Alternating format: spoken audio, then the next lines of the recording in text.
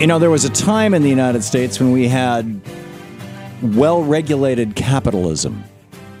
From the 1930s to the 1980s, CEOs made 20 to 30 times what their most lowly paid employees made, at the most. And the middle class was growing and expanding, and this was the direct concert. And you know, industrial manufacturing was huge. This was the direct result of very specific tax policies, saying to CEOs, okay, after you make 30 times what your worker makes, you know, your income tax after that point is going to be 91% or 74% in the case of the 60s and 70s. And so instead of taking all that money, these CEOs just, you know, put it back in the business and kept it going. And I would say since the 1980s, we have had really unbridled capitalism, raw, naked capitalism in the United States. And the result has been that in virtually every industry, you now have just 3 or 4 companies. We're seeing this in the airline industry now. So the Pope speaks out about this, about the global need to move swiftly away from policies that are generating mass poverty, unparalleled inequality, and suffering. He said, let us not be afraid to say it. We want change, real change, structural change. As he blasted the system of unbridled capitalism across the planet that, quote, has imposed the mentality of profit at any price with no concern for social exclusion or the destruction of nature. So that's the Pope saying, wait a minute, unbridled capitalism, we need to re-regulate capitalism. On the flip side of that, speaking on behalf of unbridled capitalism, is Neil McCabe, Political Director of Gravis Insights, Florida-based pollster and columnist at townhall.com, gravisinsights.com, the website. Neil, welcome back. Hey, glad to be with you, Tom. So you want to trash the Pope, huh? Well, for 8 years I was a reporter at Boston's Catholic paper, The Pilot. So and you are Catholic yourself, right? I'm not the best, but I try. Okay.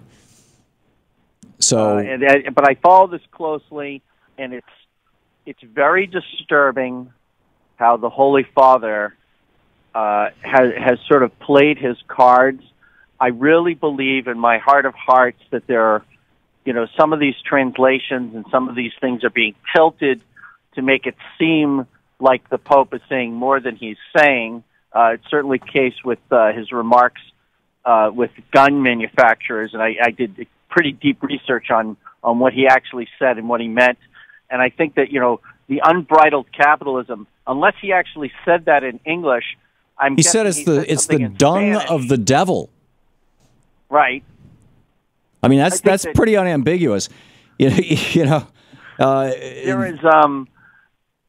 there is something about you know, having a conscience and operating with a conscience and having your actions informed by the gospel of our Lord Jesus Christ and the teachings of his church. And so that would be the bridle. I think a lot of conservatives are concerned when that bridle on capitalism, rather than being an individual's conscience. I think the bridle is that government establishes the rules of the game. Neil, here's a few of the realities right now that have come about as a result of Reaganism. And this was very much not the case in 1980. It very much is now. The amount of money that was given out in bonuses on Wall Street last year is twice the amount that all minimum wage workers in America combined earned. Every single minimum wage worker in America, if you added them all together, just the bonuses, not the paychecks, just the bonuses given to. But Wall Street bonuses, Tom, are based on deals.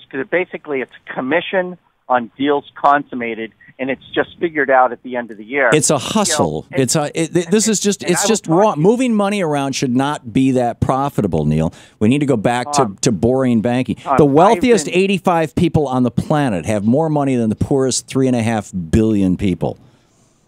I've made 3 trips to China, Tom. Okay, from 2006. My last trip is in 2013, and I have seen what poverty has been eradicated, what capitalism has done for these people. It's not capitalism, Neil. That's state-run capitalism. I've seen small families who have put together a little patch of land, who grow corn, who've grown grapes. Right. I mean, the people I've seen. It's heavily regulated capitalism in China, Neil. Is that what you're advocating here? What I'm telling you is in this particular place, okay, the Chinese have a saying, You know, the mountains are high and the emperor is far, far away. This place is a 10-hour train ride from Beijing. There is not the heavy hand of regulation in this city, I can assure you. The poorest half of the earth, you know, an anecdote about there. China is fine, but the poorest half of the Earth's population owns 1% of the world's wealth. The richest 1% owns half of the world's wealth. Well, socialism is not going to do it for them, Tom. And no bureaucrat in Washington is going to do some regulation that's going to match. Yeah, they actually bureaucrats in Washington have done regulations that have solved that problem, and it is called changing our tax code. We did it from the 40s through the 80s, Neil. Well, listen, the tax policy, of course, is a fraud, because what you don't say is that there are fringe benefits. And there's sort of people were receiving compensation that was not taxed. Deferred compensation was part of American life for decades because of the super high tax rates. It's the reason why Ted Williams retired in 1960, but the Red Sox finished paying him in 1980. So 20 years after he left baseball, Ted Williams was still receiving checks from the Red Sox as a dodge from those high tax rates. Sure. So I mean, people were getting around it. The chief executives officers were getting around it. They weren't getting around it the way they are now, Neil. Now, I mean, literally, you have 20 people on Wall Street last year who made more than $2 billion each. There is nothing that you can identify that is worth $2 billion a year. There are people out there saving lives. George Washington Hospital, you got surgeons in there busting their asses, coming in at 4 o'clock in the morning and saving people's lives, and they're making $200,000-$300,000 a year. They're not motivated by wealth, Tom. It's not wealth that drives those great men and women saving lives.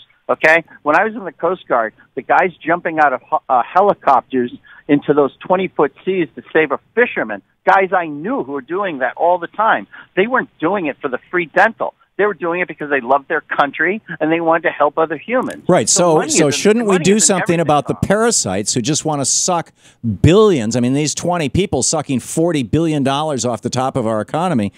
You know, the top 1% of America owns 50% of all stocks, bonds, and mutual funds. The bottom half of America owns 0.5% of all stocks, bonds, and investment devices. It's very difficult, Tom. You know, when you compare the United States to paradise, obviously the United States loses. But if you're comparing wealth I'm comparing the United States today to the United States before Reagan. Where you have families living in the same castles for 500 or 1,000 years. We have a royal family. We have a House of Lords. I mean, what country doesn't have wealth concentrated at the top? Actually, we have the highest concentration of wealth at the top of all the OECD countries. Of the 34 richest countries in the world, we are at the top in terms of income inequality. And we have, but what about these countries with royal families? Most of those royal families are just not as rich as they used to be, Neil. I mean, you know, England has been actually taxing their royal families' properties to the point where they've had to sell off a couple of castles. But we're not talking about England. We're talking about the United States.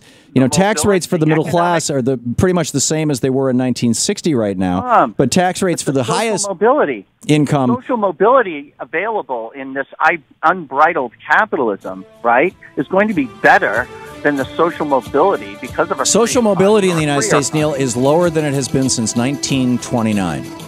Well, they still keep coming in, Tom, don't they? By the car. No, actually, we're seeing net negative immigration into the United States over the last 4 years. Some of them this summer come over the border.